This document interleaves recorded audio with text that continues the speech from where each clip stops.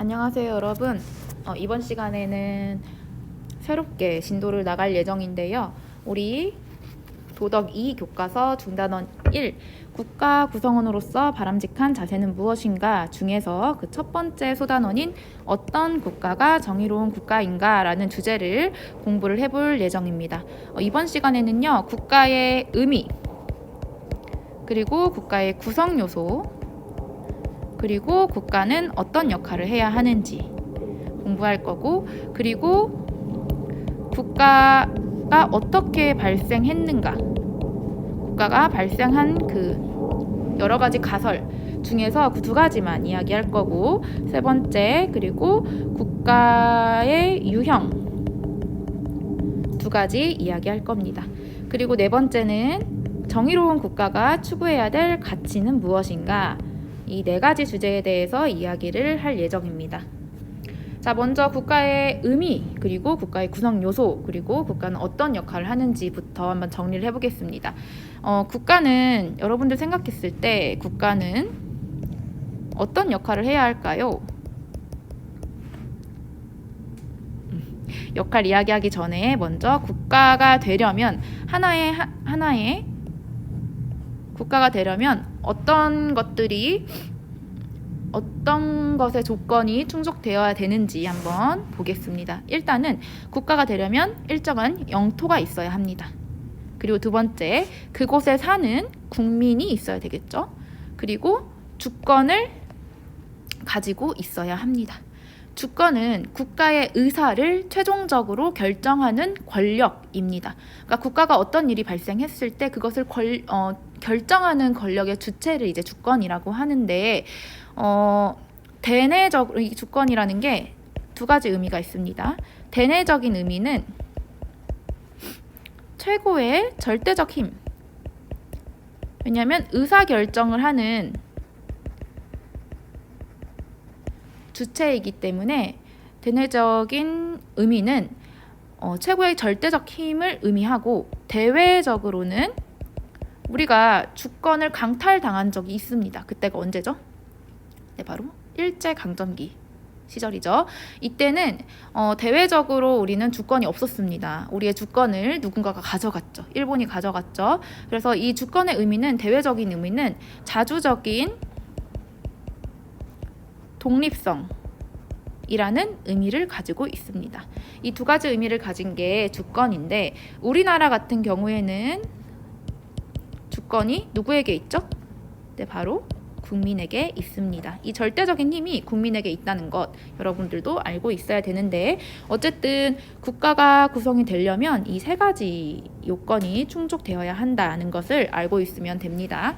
그러면 여러분들 생각하기에는 국가는 어떤 역할을 담당해야 할까요? 여러분들 생각하기에 지금 우리 사회는 굉장히 바이러스로 인해서 혼돈의 상태죠. 선생님이 평가하기로는 우리나라는 굉장히 잘 대처를 하고 있다고 생각이 듭니다. 그리고 점점 시간이 갈수록 우리나라의 그러니까 처음에는 미흡하게 대처했던 그런 부분도 여러 국민들의 의견들을 듣고 반영을 해서 조금 더 진전시키는 그런 모습을 보이고 있다고 생각이 되는데, 여러분들의 생각은 좀 다를 수도 있겠죠. 어쨌든 국가는 이런 것과 같이 뭔가 국가에 살고 있는 국민들의 생명과 안전을 1차적으로 무조건 보존을 해줘야 됩니다. 이게 국가가 해야 될 가장 강력하고 중요한 역할입니다. 국민들의 생명과 안전을 보존해줄 의무, 이게 바로 국가의 역할인데, 그리고 두 번째, 그래서 안전 보장하는 것, 생명 보장해주는 것, 이게 국가의 역할 첫 번째입니다. 그리고 두 번째는 인간다운 삶을 위해서 필요하다라는 게 있습니다. 국가에 살고 있는 어떤 국민들은 자유롭고 평등한 존재들이죠. 그래서 자유롭고 평등한 존재들이 자신의 어떤 능력과 그리고 노력에 따라서 노력에 따른 어떤 결과가 모두 다 좋으면 좋겠지만 어떤 사람은 굉장히 여유롭게 살 수 있고 어떤 사람은 굉장히 소외된 계층이 있을 수도 있습니다. 그런데 이제 국가는 그런 소외된 그런 계층들을 잘 보살펴주고 그들 또한 인간다운 삶을 살 수 있도록 어떤 사회 안전망을 구축해주는 것 또한 국가의 역할이라고 볼 수 있습니다. 그래서 안전을 보장해주고 그런 어떤 소외계층의 인간다운 삶을 보장해주는 것, 이게 국가의 역할이라고 볼 수 있습니다. 하지만 이러한 국가의 역할에 대한 그 범위는 그 학자들마다 그리고 사람들마다 생각하는 게 달라질 수 있는데 그 점은 조금 이따가 국가의 유형 이야기할 때 조금 더 구체적으로 설명을 하겠습니다. 자, 일단 먼저 그러면 국가는 어떻게 생겨났을까라는 어떤 이 주제를 가지고 두 가지 가설에 대해서 이 가설을 주장한 학자들의 그 생각을 한번 살펴보겠습니다. 첫 번째는 국가는 자연적으로 발생했다라고 주장한 사람이 있습니다. 자연적으로 국가가 발생했다라고 주장하는 사람은 여러분들에게도 익숙한 아리스토텔레스라는 그 학자인데요. 아리스토텔레스는 우리가 언제 배웠었죠? 이번 시험 과목이기도 했는데 아리스토텔레스는 우리 왜 인간은 도덕적인 행동을 해야 하는가라는 그 단원에서 공부를 했습니다. 그래서 아리스토텔레스는 뭐라고 이야기했냐면 인간의 궁극적인 목적은 뭐다? 행복이다. 그리고 이 행복에 도달하려면 인간은 도덕적인 행동을 해야지 이제 행복해질 수 있다라고 주장을 하는 것입니다. 그래서 도덕적인 행동이란 이성을 통해서 자신의 감정과 욕구를 적절한 때에 적절한 상황에 맞게 잘 조절하는 중용이라는 성품의 덕을 갖추면 이제 도덕적인 행동을 할 수 있다 이라고 주장을 한 게 아리스토텔레스의 주장이었죠. 그게 이제 아리스토텔레스의 핵심 어떤 철학인데 아리스토텔레스는 또 이런 말도 했습니다. 인간은 본래적으로 사회적인 동물이다. 자, 우리 또 인간의 그 특성 네 가지 이성적 존재, 또 이제 도구를 쓸 수 있다는 점에서 도구적 존재, 그리고 문화적 존재, 또 뭐 있었죠? 네, 바로 유희적 존재, 기타 등등, 그리고 또 마지막에 사회적 존재라는 의미가 있었습니다. 자, 이거 잘 기억을 하고 있나요? 사회적 존재의 의미는 뭔가요? 인간은 본래 모여 살면서 이제 다른 사람들과의 상호작용을 통해서 도움을 주고받는 그런 사회의 역할 속에서 살고 있다라는 게 이제 사회적 동물이라는 의미죠. 그래서 인간은 원래 모여 살고 그리고 또 상대방에게 도움을 주고받고 살기 때문에 자연스럽게 이제 처음에는 가정으로 모였다가 이게 조금 더 커지면서 이제 군집 생활, 그 다음에 조금 더 커지면서 이제 사회생활이 되면서 이제 점점 커지면서 자연스럽게 국가가 발생했다라고 주장을 하는 게 아리스토텔레스의 주장이고요. 반면에 이제 사회계약설을 주장한 학자들은 이제 사회계약설을 주장한 학자들의 그 대표 학자는 홉스, 로크, 루소가 있는데 우리 중학교의 그 교육과정에서는 홉스만 알아둬도 됩니다. 로크, 루소는 이제 고등학교 가서 구체적으로 아마 배우게 될 겁니다. 홉스는 이제 사회계약설의 창시자격이라고 보면 되는데요. 홉스는 뭐라고 얘기했냐면 인간은 본래적으로 악하다. 그 말은 원래 인간은 본래적으로 이기적이다라는 말을 했습니다. 자, 이거 우리 동양의 그 철학자 중에 누가 떠오르죠? 네, 바로 순자가 떠올라야 합니다. 순자도 이런 얘기를 했죠. 홉스도 이렇게 얘기하는데 인간은 원래 본래적으로 이기적이다. 그리고 본래적으로 모든 인간은 자유롭고 평등하다. 이 평등하다라는 그런 말을 어떻게 이야기를 했냐면 어떤 사람은 힘이 센 사람이 있고 어떤 사람은 힘이 약한 사람이 있잖아요. 근데 어떻게 평등하냐면 힘이 센 사람은 아마 머리가 조금 나쁠 것이다. 그리고 힘이 약한 사람은 머리가 좋을 것이다. 이성적인 능력이. 그래서 결과적으로는 모든 사람이 대체적으로 평등하다. 모든 사람이 가진 그런 능력과 어떤 신체적인 조건들은 다 평등하다라고 주장을 한 게 이제 홉스의 주장입니다. 그러니까 기본 전제입니다. 그래서 홉스는 이렇게 얘기하죠.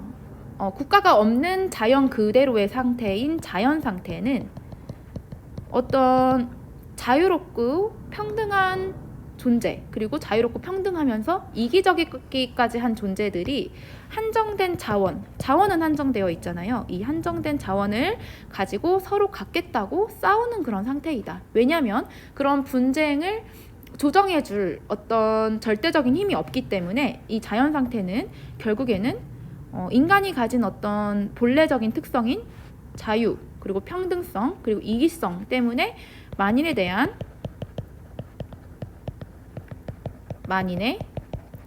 투쟁 상태이다 라고 이야기했습니다.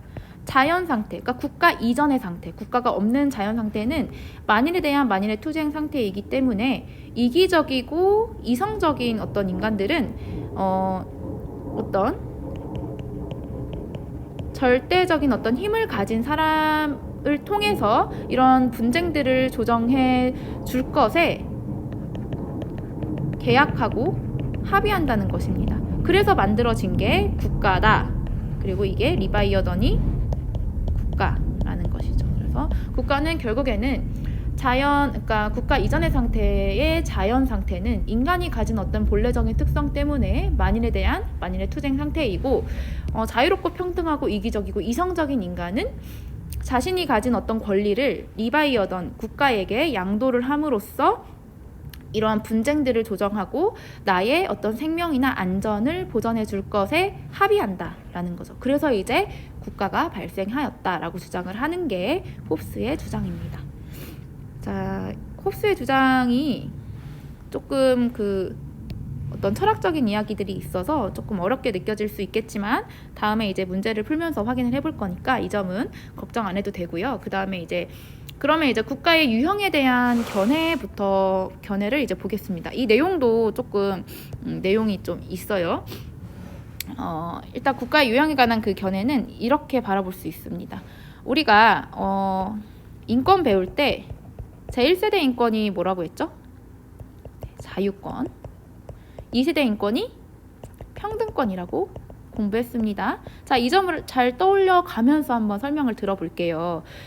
이 국가관 또한, 그러니까 인권 중에서도 자유권과 평등권은 서로 이제 뭔가 보완 관계인 듯 하면서도 좀 굉장히 뭔가 대치되는 그런 점이 있었습니다. 그러니까 나의 어떤 자유를 좀 보장하다 보면은 어떤 평등성에 좀 문제가 생기고, 그러니까 평등을 너무 보장하다 보면은 개인의 자유를 침해할 수도 있고, 이런 어떤 관계가 있는데, 국가의 그 유형에 대해서 이야기할 때 좀 자유와 평등 개념을 한번 잘 떠올려 가면서 이해를 하면 좋을 것 같습니다. 일단 소극적 국가관은 어떻게 이야기를 하냐면, 소극적 국가관은 개인의 자유를 보장하는 것이 개인 간의 평등을 주장하는 것보다 더 중요하다라고 보는 관점이 소극적 국가관입니다.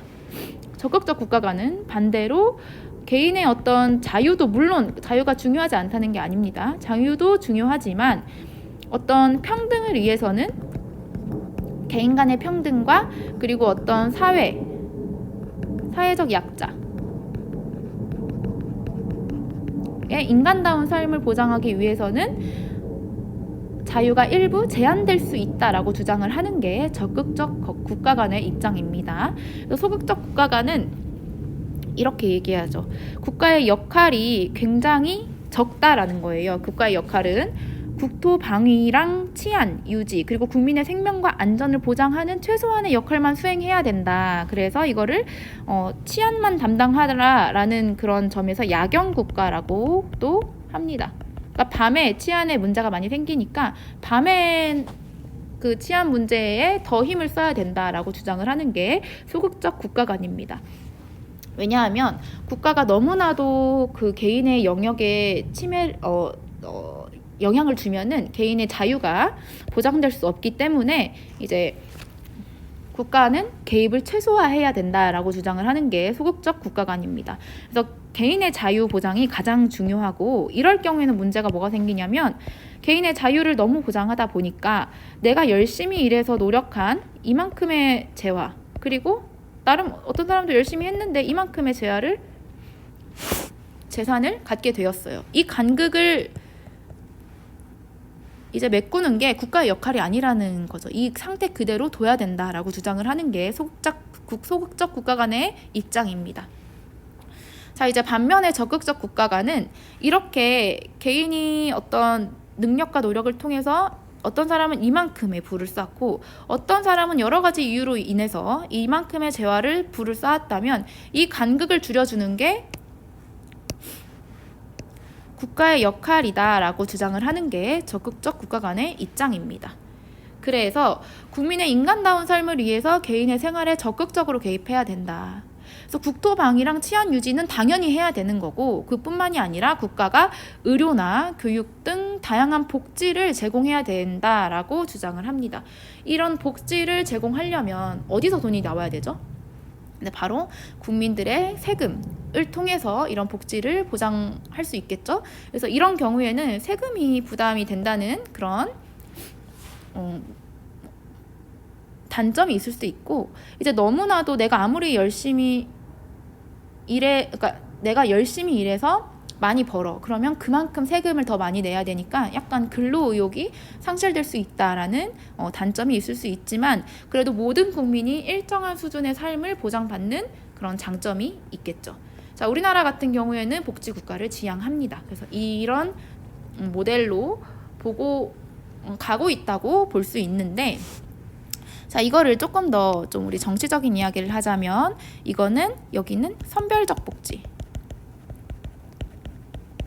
그리고 이거는 보편적 복지로 이야기할 수 있습니다. 선별적 복지는 미국을 떠올리면 됩니다. 그래서 중산층 이상이 낸 세금으로 하류층이 이제 혜택을 받는 구조인 거죠. 그래서 이제 세금을 내지 않는 집단만을 대상으로 이제 선별적으로 복지가 이루어진다는 측면에서 선별적 복지라고 하죠. 그런데 이제 보편적 복지를 지향하는 북유럽 스웨덴, 스위스 이런 복지 제도는 모든 사람을 대상으로 하는 복지를 강조하기 때문에 이제 모든 사람들이 세금을 좀 많이 내는 편입니다. 하지만 그만큼 이제 국민들의 어떤 일반적인 수준이 굉장히 인간다운 삶의 수준이 좀 높은 편이죠. 네, 그래서 이 소극적 국가 간과 적극적 국가 간은 장단점이 있다라고 알아두면 될 것 같습니다. 자, 이렇게 이번 시간에는요, 국가의 필요성과 역할, 그리고 국가는 어떻게 생겨났을까, 그리고 국가의 유형에 대한 견해 두 가지에 대해서 이야기를 했는데 사실은 정의로운 국가가 추구해야 될 가치에 대해서도 이야기를 하려고 했으나 좀 이야기를 하다 보니까 말이 좀 길어졌기 때문에 이거는 다음 시간에 이야기하도록 하겠습니다. 자, 그러면 이것으로 이번 시간 수업을 마치겠습니다.